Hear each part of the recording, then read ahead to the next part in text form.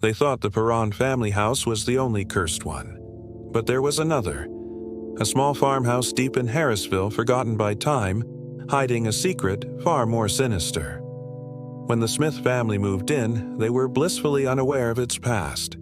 They didn't know about the strange disappearances that plagued the property, or the whispers that seemed to crawl up from the cellar at night. They were just looking for a peaceful new beginning, but what they found was an ending they could have never imagined. It started subtly. A misplaced object, a cold spot in a warm room. But soon, the activity centered around the cellar. One night, a faint creak echoed through the silent house. Emma, the youngest daughter, noticed the basement door, usually bolted shut, was now slightly ajar. A pale, cold light spilled onto the hallway floor. "Mom," she whispered into the darkness, "did you leave the basement light on?" The only reply was the nervous flicker of the hallway bulb, casting long dancing shadows on the walls.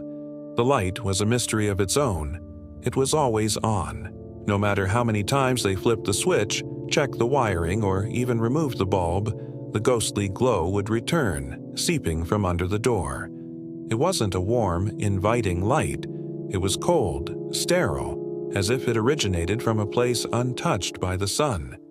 One evening, as Emma passed the hallway, she felt a sudden chill, a sense of being watched. A shadow moved in her periphery. "Dad," she called out, turning quickly, but there was nothing there, just the unsettling silence and the open basement door beckoning her closer. Drawn by an unexplainable curiosity, she took a hesitant step towards the staircase, and that's when she heard it, a whisper, crawling up from the darkness below, slithering into her ear. "Don't go." She froze, her heart pounding against her ribs. The whisper deepened, morphing into a low, guttural moan that felt like it was right behind her. Her terrified screams shattered the night's silence. When her parents rushed to her side, they found the basement door wide open. The strange light was gone, and so was Emma. Weeks turned into a desperate, agonizing month. The local police found nothing. That's when the Smiths, out of options, called in paranormal investigators Ed and Lorraine Warren. As they stepped onto the property, Lorraine's face grew pale. "It's not the house," she said, her voice trembling slightly. "It's what's buried beneath it." They descended into the cellar, their flashlights cutting through the oppressive darkness. The stone walls were covered in ancient, chilling symbols.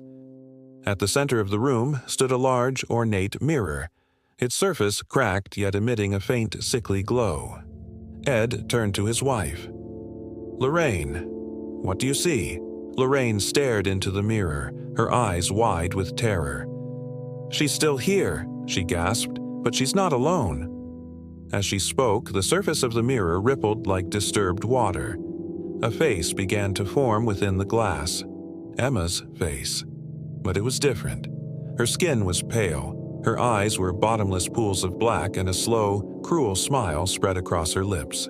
Her voice echoed from the mirror, distorted and cold. "You told me not to go.